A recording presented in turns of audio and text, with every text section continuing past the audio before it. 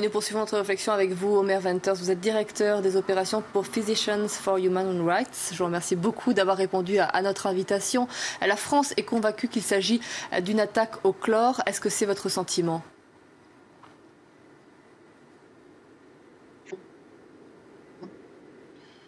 C'est évident que les symptômes qu'on voit maintenant avec les gens qui sont morts et en plus les gens qui sont blessés, ce sont des symptômes consistants avec une intoxication de gaz chimique. Je ne sais pas si à ce moment, si c'est définitivement le sarin ou peut-être le chlore, mais c'est évident que nous avons les gros concerns que ce sont les attaques chimiques quand même. C'est une attaque qui peut être menée donc par la Syrie, avec ou sans implication de la Russie et de l'Iran. Est-ce qu'on peut le savoir déjà, ça ?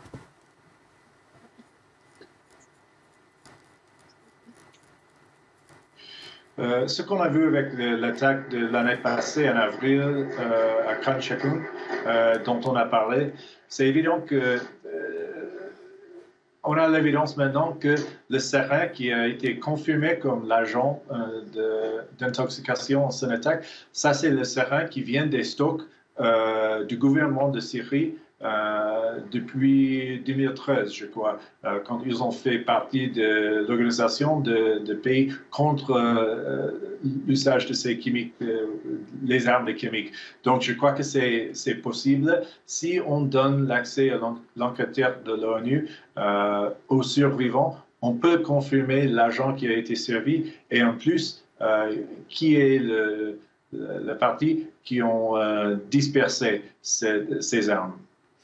Qu'attendez-vous de l'ONU ? Il y a actuellement une réunion.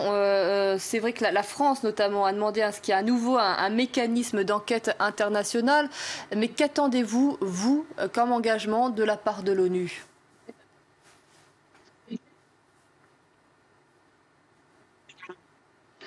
Maintenant, on a besoin de plus d'appui et de confirmation de l'autorité de Cour internationale criminelle. C'est pas la peine de demander ou chercher plus de bombes, plus d'attaques physiques, mais c'est que la Russie, les États-Unis, tous les pouvoirs, les grands pouvoirs doivent appuyer leur commitment vraiment pour l'International Criminal Court.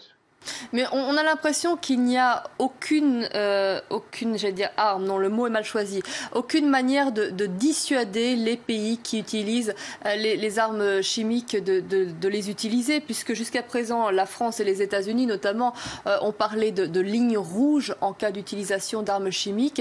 À chaque fois, cette ligne est franchie et on n'envoie aucun signal à ces pays pour les empêcher d'employer de telles armes.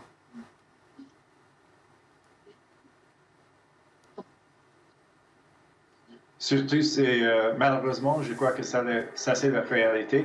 Mais ce n'est pas seulement une question de ce qui se passe avec la Russie et les vetoes dans le Security Council. C'est plutôt une question de ce qui se passe avec les États-Unis dans le domaine de international accountability. Donc, si les États-Unis pensent que l'International Criminal Court n'est pas vraiment le corps international pour rendre compte à ces atroces, la Russie va penser la même chose. Donc, tous les grands pouvoirs doivent appuyer l'International Criminal Court. Sinon, c'est évident que la Russie va continuer à utiliser leur veto. Je vous remercie beaucoup, Omer Venters, de nous avoir apporté ces éléments ce soir de compréhension et de réflexion. Merci à vous. Alors,